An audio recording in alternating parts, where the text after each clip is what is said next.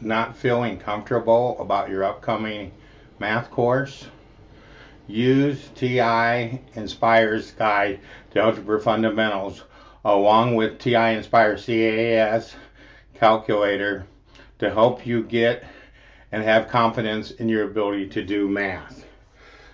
Let's take a look at some of the places where this can be very useful. What happens in the guide is it gives us the rules for manually manipulating the problem out. Then it shows us the manual manipulation, and then it shows us doing it with our calculator. In this overview, we will take a look at several of the areas where this calculator can provide assistance and help you when you hit an area that is somewhat confusing until you get a chance to master it. So one of the areas is the order of operations. And as we can see, the steps are shown out here, and we see that the calculator comes up with the same answer. Let's move ahead to another area. When we look at how the real numbers are organized, again, we can put these numbers into our calculator to see what the decimal equivalents are. Now there's two versions of the calculator. The one is the computer algebra system, and the other one is the numerical version. We recommend the computer algebra system because it can help us a lot more with the theoretical material. In fact, when we're looking at these kind of problems on our calculator, if we go to our scratchpad area, it's already went to a power mode, put in 1. The CAS model of the calculator will give it back as the number E. If we want to see what it is as a decimal, we will press Control and Enter. The same thing is true for these other irrational numbers. So if we type in pi and press Enter, we will see pi. If we type in the square root, notice it's in blue, so if we hit Control and put in 2 and press Enter, it will show it as the square root of 2. We like the CAS model a lot better than the numerical model because of this ability to display things exactly instead of with approximations. Okay, let's move ahead a couple pages. So the next area that the guide gives us is switching a repeating decimal into a fraction. This is a quite complex problem, and again, the guide spells it out for us. Basically, what happens here is we use the calculator as a calculator to do the manipulation. So if I go over to the next page, we see the calculator worked out. To see this over here in our file system that the calculator has, we go back to our home screen. We go back to the current file. And this is in the third tab, so it has to do with example 3.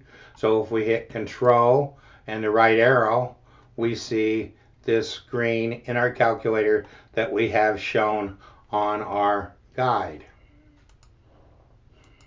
We have moved ahead several pages. The definition of absolute value is that the absolute value is equal to what's inside here if the number is greater than or equal to 0. And if the number is a negative number, it's equal to the opposite of a negative number, which is a positive number. So this is a little confusing because when you look at the negative sign, you think that it's a positive. Again, the calculator can help us with this by allowing us to put this into the calculator to see what's going on. Again, to show you how this works, I'll move over back to the scratch pad. On the scratch pad, to clear it out, we go to Menu, we go to Actions, which is 1. we go to clear the history out, which is option number 5. Then to put in expressions, we will use the template. The template is already on absolute value, so we'll press enter. Then we'll put in A. We need to move outside of our absolute value, so we'll move over. This is the with operator, which is located above the equal operator, so we'll hit Control equal. We'll move over to with, press enter to add it, then add a greater than or equal to, that again, that'll be in the equal area. So we'll hit Control equal, move down to greater than or equal, press enter, press 0, press enter, says A. The calculator is really nice because we can use the arrows to go up and copy and then edit stuff. So we use the arrow to move up to this, then we will press enter, which will copy it down.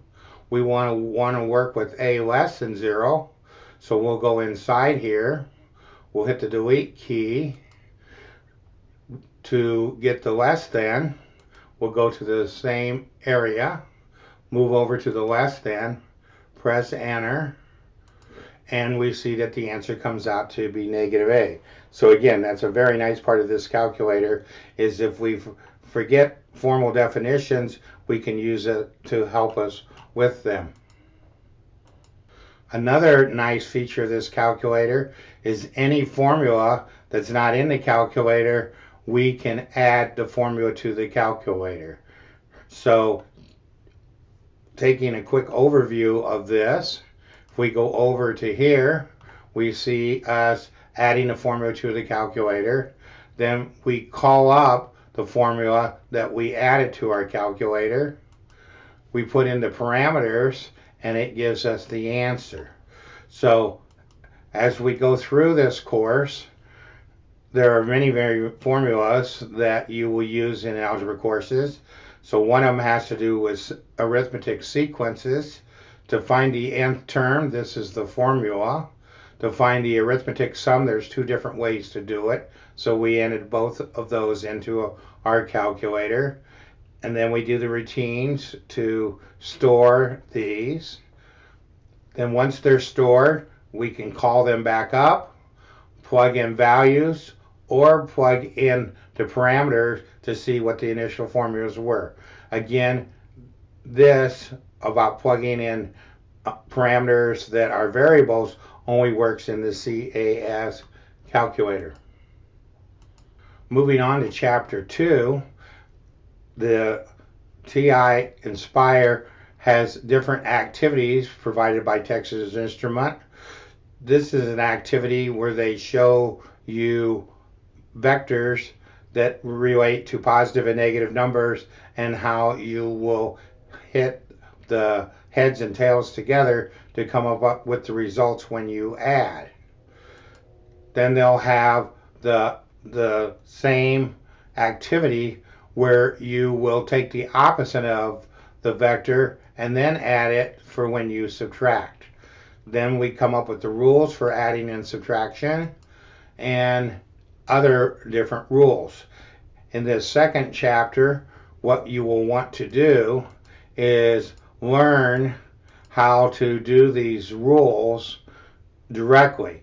You can put them into your calculator, but it's much more efficient to learn the rules, and that's what we teach you for addition and subtraction.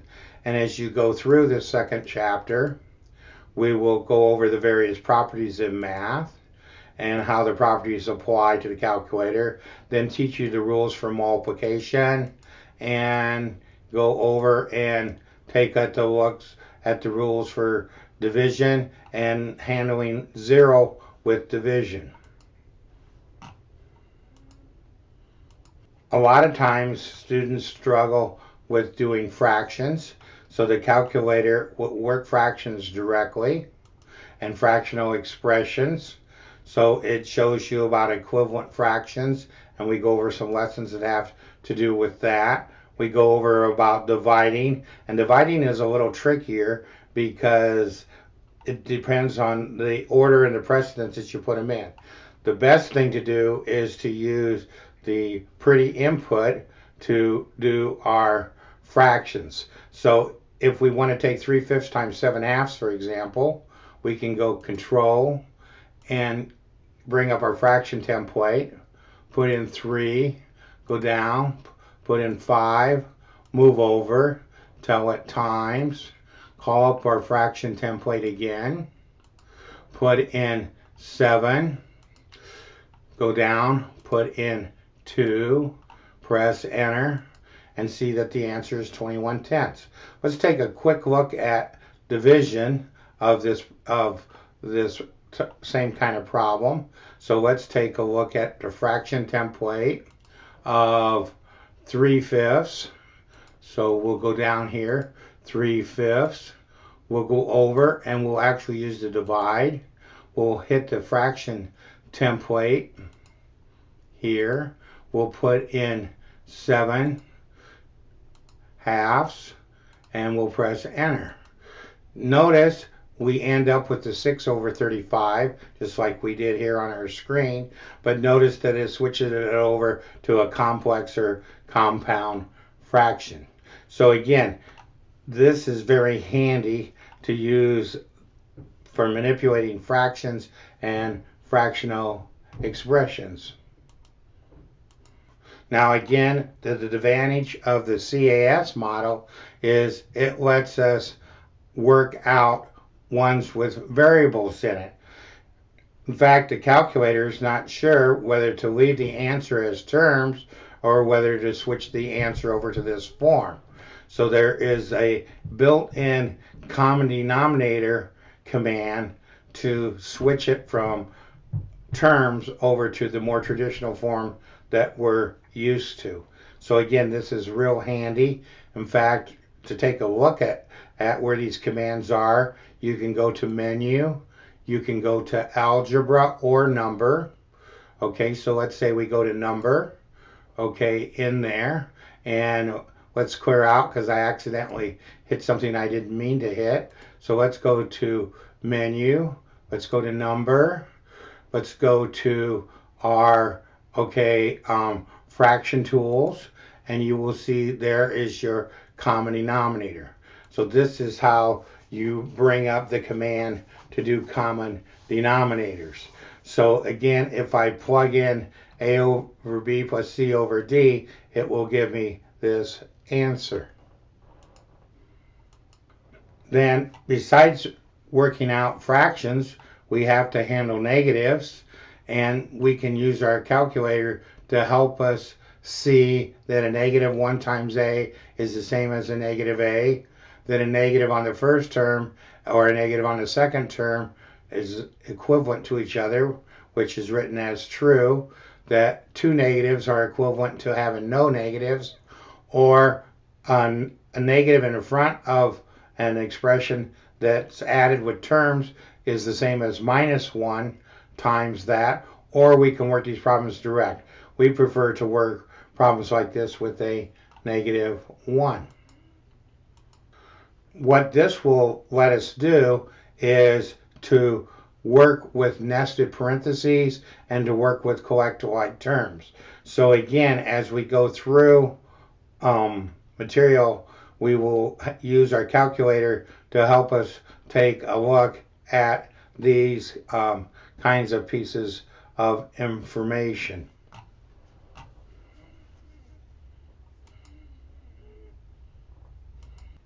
I just loaded into my calculator the examples for the second chapter from volume 1 of the tutorial. You see this is example 3. So if I hit control and this arrow, I'm up to 2. If I hit control and the arrow again, I'm up to example 3. So you can see that the calculator and working this stuff manually gives us the same answer. And if I flip to the next or ahead a couple pages, you also see this written out in our tutorial. Again, the tutorial, after we work problems out, gives us the ability to work more problems to make sure that we understand the examples.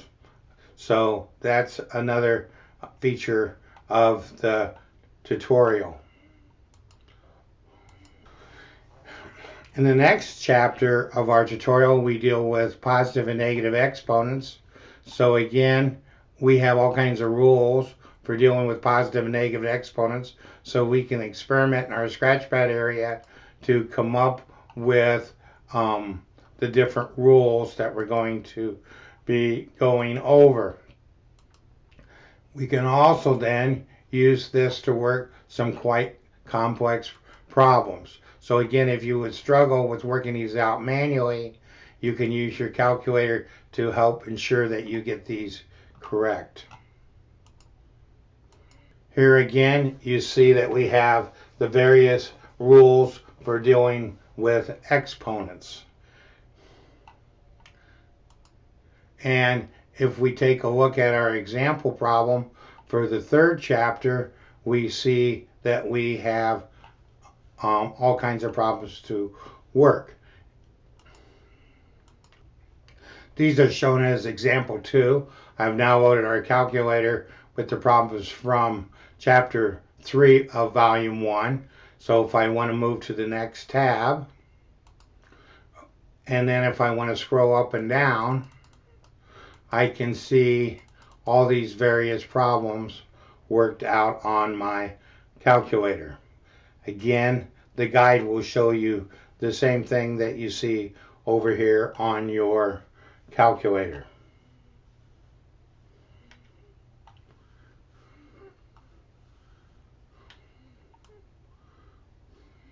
The next thing that happens in chapter 3 is we start working with some very large and very small numbers. So we go over how to handle scientific notation.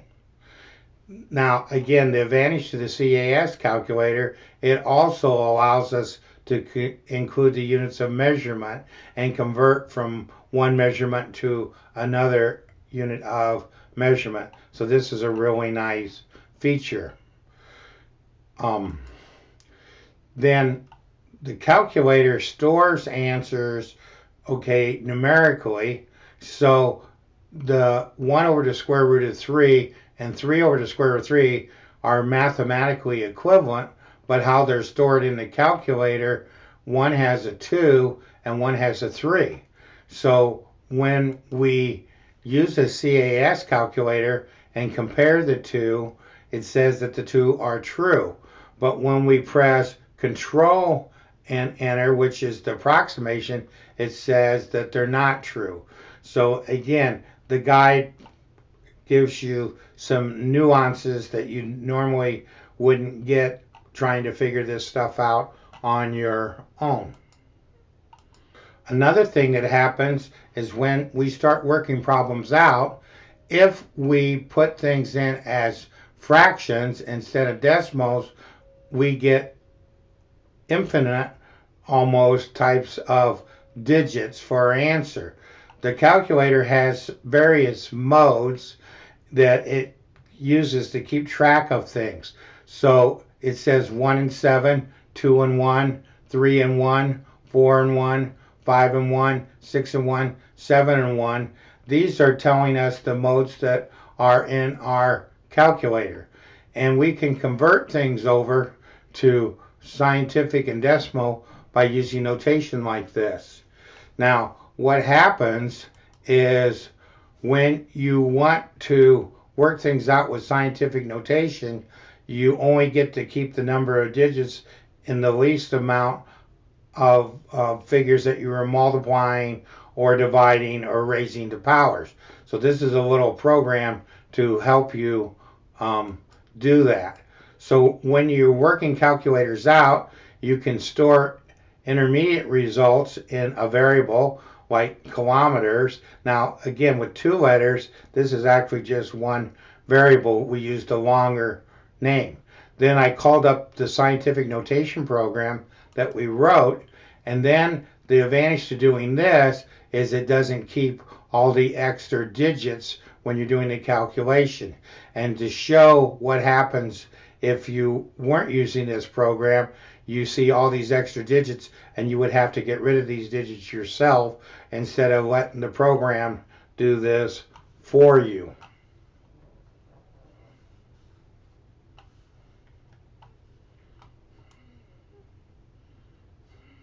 The next chapter is on radicals and rational exponents. Here we learn how to use the solve command. The numeric one only has the end solve command. Again, this is far superior to this end solve command. When you start dealing with radicals, you have to handle positive and negative and dealing with real numbers. You also get this expanded to, besides square roots, to other indexes. Our calculator can help us somewhat with the manipulation of radicals. This is one area where the calculator is sometimes not as useful as other ones. So again, we go over the nuances in this chapter of where the calculator works well and where it doesn't. Again, we go over some rules to help you simplify radicals. So what there is there's the formal way to do it, and then there's this informal way to use this to simplify. So again, we point out things like this in our lesson.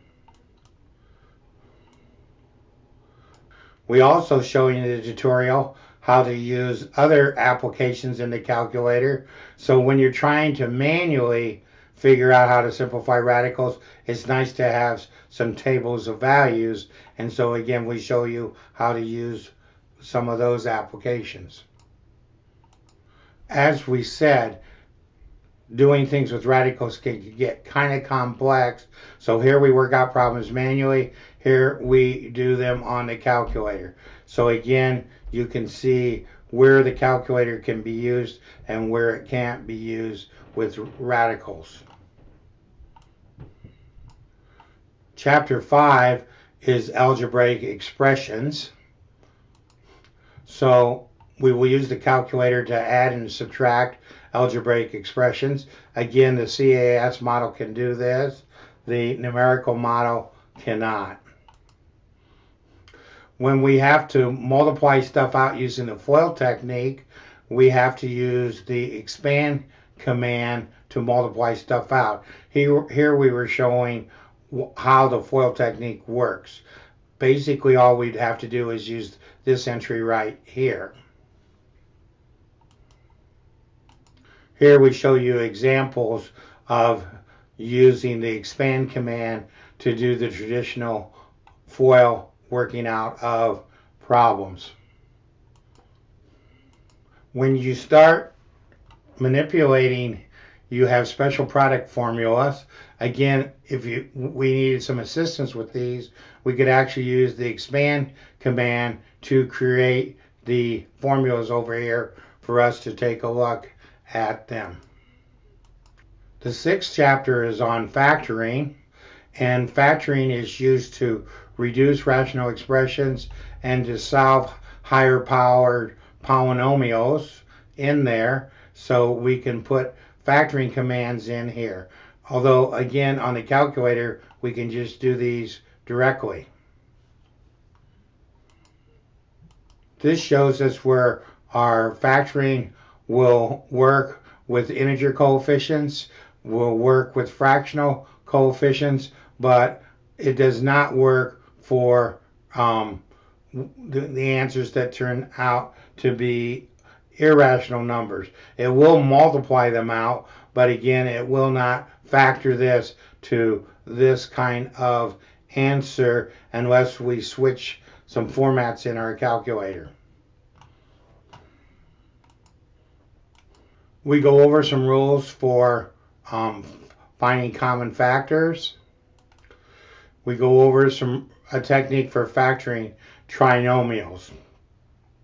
Again, the calculator can work these problems out direct, and the CAS can do it. but the, again, numerical one will not do this. So you will have to use this technique if you're using the numerical version of the calculator. Again, here we're following those rules, and here we're using the calculator to work the problem. The calculator will also handle fractional exponents as we work out the problem manually using, fractional exponents, and come up with the same kind of answer. Although this is what happens to you in calculus classes. Things start getting very messy when you start doing this.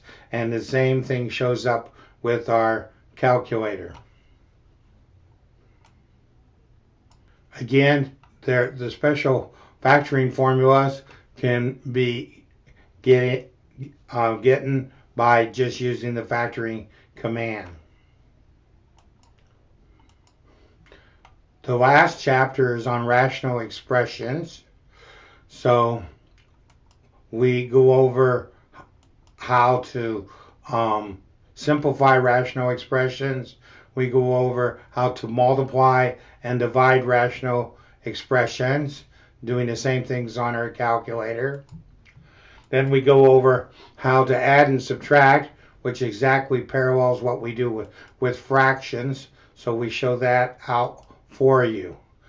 And again, this can get quite complex, but the calculator is very good at helping us with this.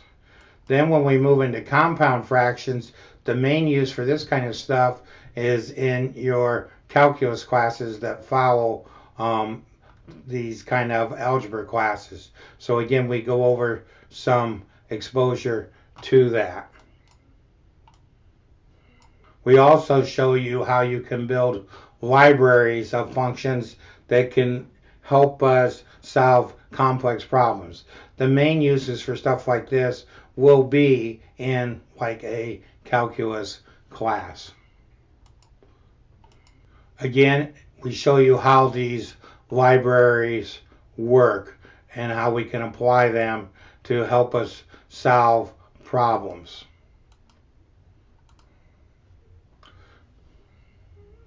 We end our tutorial with an apartment complex revenue solution. We show how you can use arithmetic, algebra, and calculus to solve the problem. Again, the calculator and this guide can really help you with your ability to have confidence and perform math operations.